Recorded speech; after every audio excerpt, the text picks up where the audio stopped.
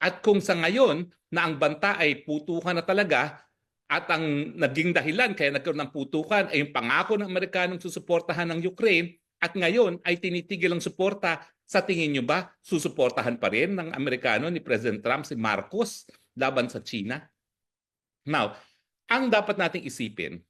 bagamat ang presidente natin ay hindi umaamin kung siya'y bangag, bagamat ang pagkagutom ay pinakamataas sa 21 taon ngayon sa ilalim ni Presidente Marcos Jr., bagamat pinakakonti ang ating turista doon sa at least sa nangungunang bayan bansa na kabahagi ng ASEAN, naunahan pa tayo ng Cambodia, no? Ang ekonomiya natin is one of the worst performing economies ngayon. Ang kinakailangan natin intindihin, bagamat palpak ang administrasyon ni Junior, ang inaasahan ni Junior at ng kanyang may bahay na ang tawag ng marami ay butod at ng tambaluslos ay ang suporta ng Amerika.